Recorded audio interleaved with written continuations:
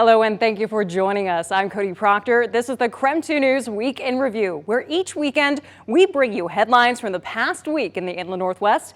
Let's get started with one of the biggest news stories of the past few days.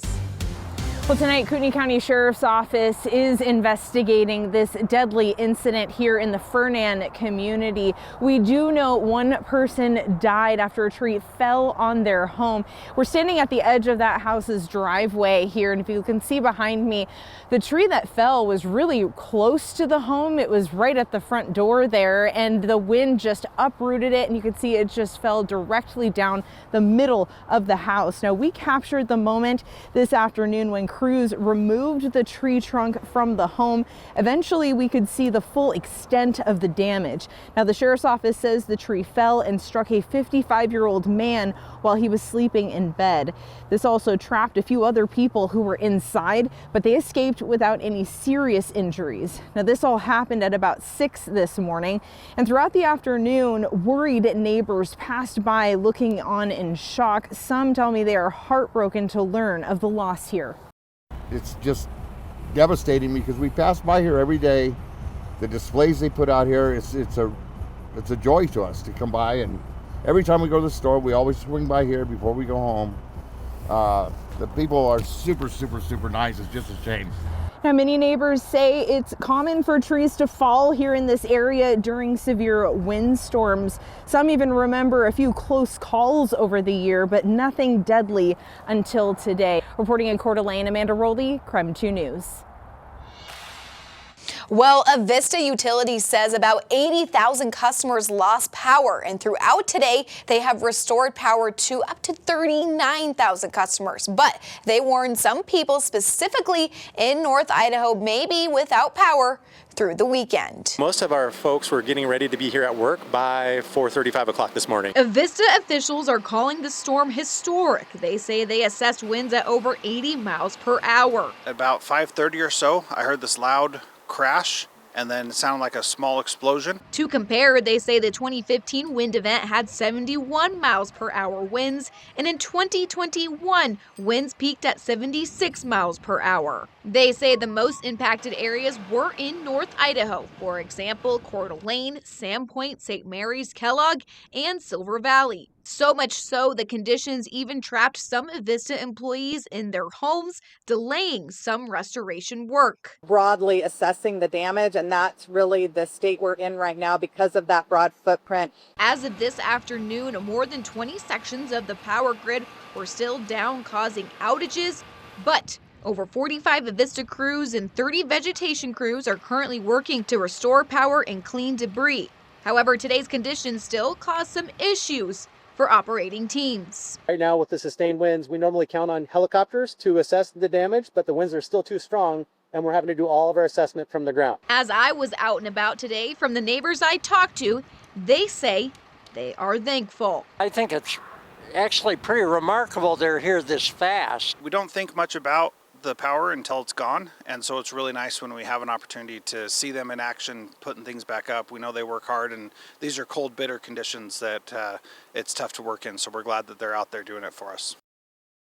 Avista officials say they will have their first estimated restoration times sometime this evening. However, we don't know those exact times yet, and we'll be tracking that throughout tonight. For now, I'm reporting in the newsroom, Regan Gallo, KREM 2 News.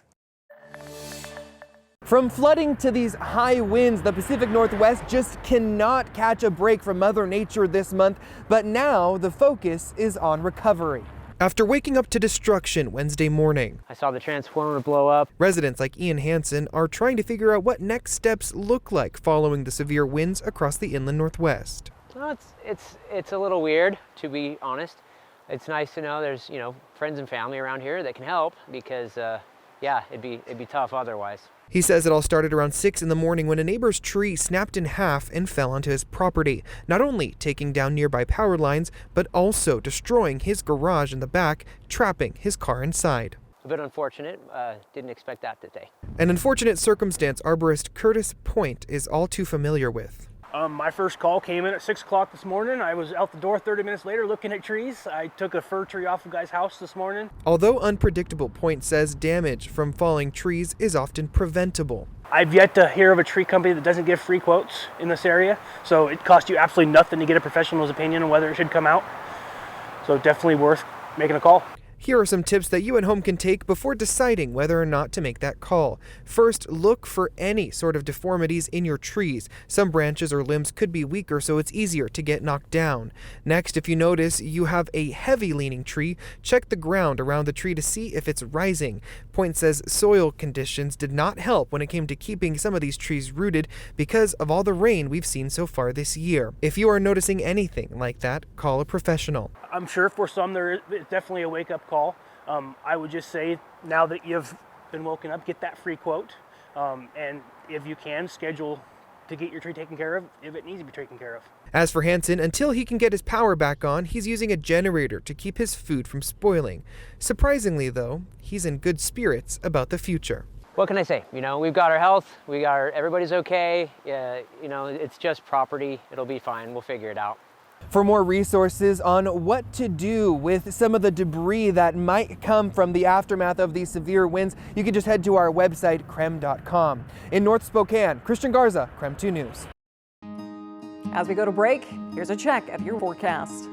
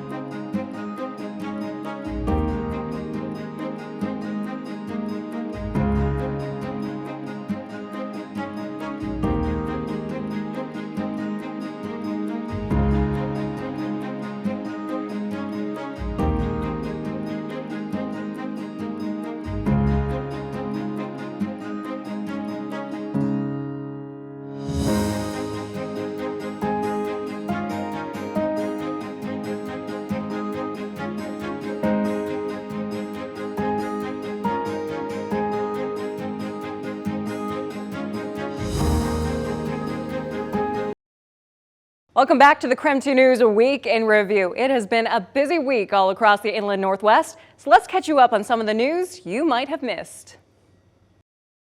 Kind, generous, and warm. He was the first guy in a long time that spoke to me like I was a human being. Is how Brooklyn Smith describes Kent Butler as her partner of more than 10 years and stepfather to her son Micah. He was like a second father to him. And yeah, there's just the whole universe has lost a lot with him being gone. Kootenai County Sheriff's Office says Butler was sleeping in their home early Wednesday morning when a tree fell on his home due to the historic windstorms this week, falling into their bedroom while they were sleeping. Butler died at the scene. Smith recalls the moment she realized she was trapped inside their home and looked over to where she was used to only seeing her partner beside her. And when I was able to get out enough to look over to Kent's side of the bed, there was nothing there but the tree trunk. She and Micah managed to get out of the home, but the pain of losing the man she loves, Smith says, is still with her and her loved ones. I don't know how I'm going to survive without him. Right now, Smith says she and her son are staying with family friends. In her grief, she says she's blown away at the kindness of her loved ones and, in some cases, strangers. I'm very grateful to all the friends and family and stuff who donated. Some person who didn't even know us made a pot roast for us. As Smith and her son plan for their next steps after this tragedy, she says she'll never forget her partner and loved one. I'm really, really, really eternally grateful to everybody who's helping us so that we can at least have like food and clothing and be able to find somewhere to live. Residents here in Kellogg and in the surrounding area had to go a night without power. And while some woke up with electricity this morning, there are still some residents across North Idaho that are going to have to deal with life without electricity for the next few days. after almost 24 hours of no power.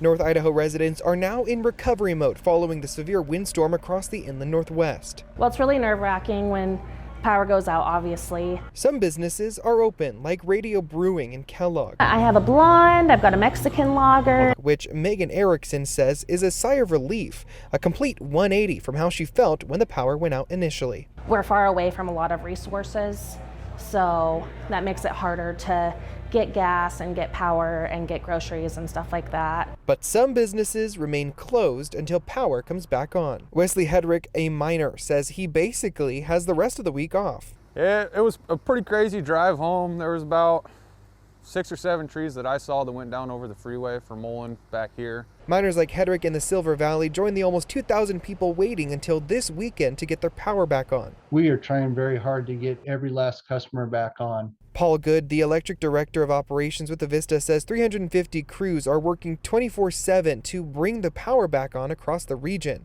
14 of those crews are in the Silver Valley. He says besides the changing weather, just getting to these power outages is the biggest obstacle. A lot of the challenges is just getting into these rural areas and accessing and being able to start the restoration effort.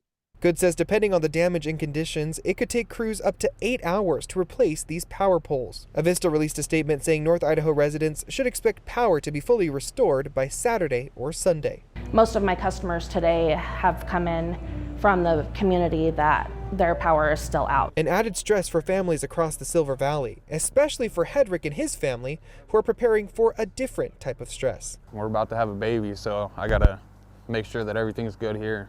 That is maybe another added stress, unfortunately. Oh yeah, that is a very big added stress. The fire stations both in Kellogg and Osborne are open to the public for people to go in, charge their phones, and escape the cold if they need to. In Kellogg, Christian Garza, KREM 2 News.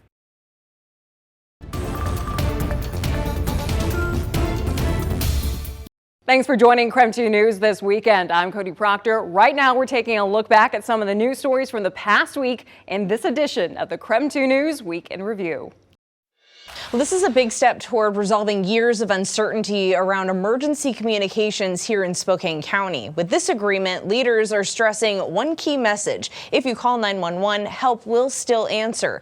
The agreement lays out a phased 2-year transition for how emergency calls are answered and dispatched in Spokane. Right now, Shrek handles emergency call taking and dispatch services across Spokane County. This includes the Spokane Police and Fire Departments. Under this agreement, the city will gradually take over those responsibilities inside city limits as it builds its own primary 911 call center called the Spokane United 911. It's expected to be up and running by January 2028. Now, leaders say the transition is intentionally phased, not a sudden switch, with public safety driving every step. This agreement allows for high-quality 911 services to continue uninterrupted into the future. The systems that we rely on, not just 911, but also crime check, those things that we know are important to our community, are still in place. The agreement lays out a clear timeline. Police dispatch continues as the city builds capacity. Crime check calls move to 311 in late 2026. Fire dispatch shifts in 2027. And by 2028, the city handles all city emergency calls.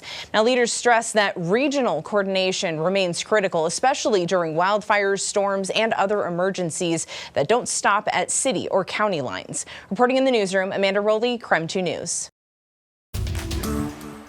Well, casino officials tell me on average each month in 2025, they have paid out $7.2 million in winnings. The Coeur d'Alene Casino is celebrating more than the holidays this year. After taxes, I'm walking around with $10,000 cash. Staff say the casino hit record highs in 2025, processing over $35,000 in jackpots, totaling $80 million. They're here to enjoy themselves, and even winning is just a cherry on top. I am told in the last 3 years their winnings continue to rise thanks to a few things. They say guests are always welcome with new gaming machines that are swapped and changed. More guests are walking in their front door and they're staying longer, and with faster jackpot payouts, a whole minute less compared to 2024, guests spend less time waiting for cash and more time enjoying the excitement on the gaming floor. Like, we're definitely keeping up with the momentum in our amenities as well, to kind of backtrack that excitement, to keep that there, to keep them intrigued, to want to come back and see, okay, what's going to be different next time we come out here? Oh, I'm not surprised. I mean, because they're always rotating new machines in and out, and it seems like the new machines usually pay the best. When asked by KREM 2, the Coeur d'Alene Casino told us payout percentages follow regulation standards. The gaming is fun. They're always changing machines, and whether you win or lose, we have a good time when we come here. I'm reporting in Worley, Regan Gallo, KREM 2 News. Welcome back. Before we wrap up this edition of the KREM 2 News Week in Review, we want to remind you that you can get the latest newscast and weather forecast anytime on KREM 2 Plus. It's free to watch and download for Roku, Amazon Fire, and on Apple TV. Now here's one more story before we go.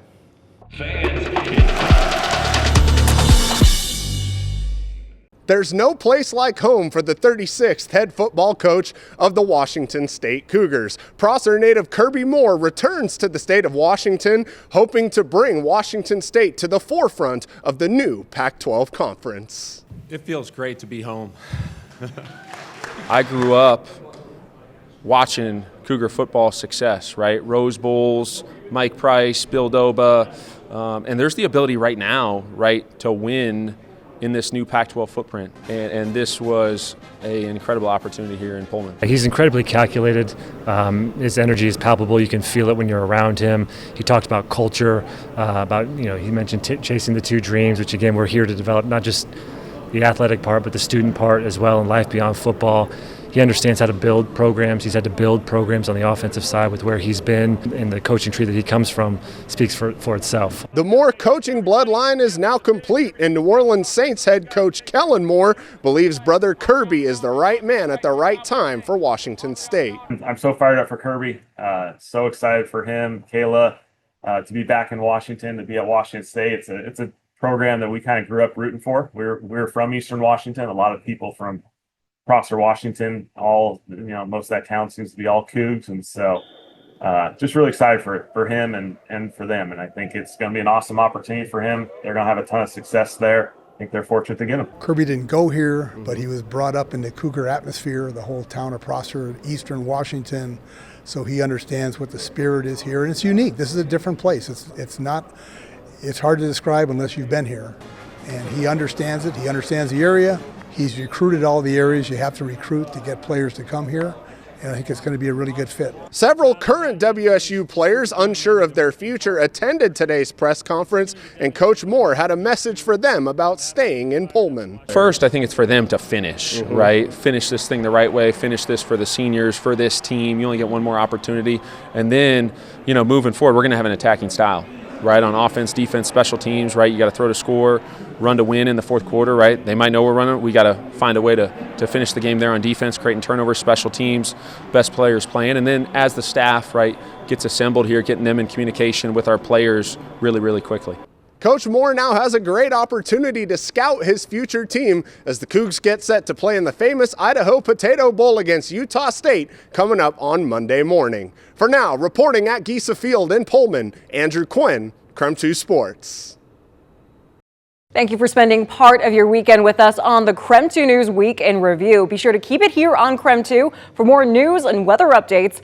I'm Cody Proctor. Thanks for watching.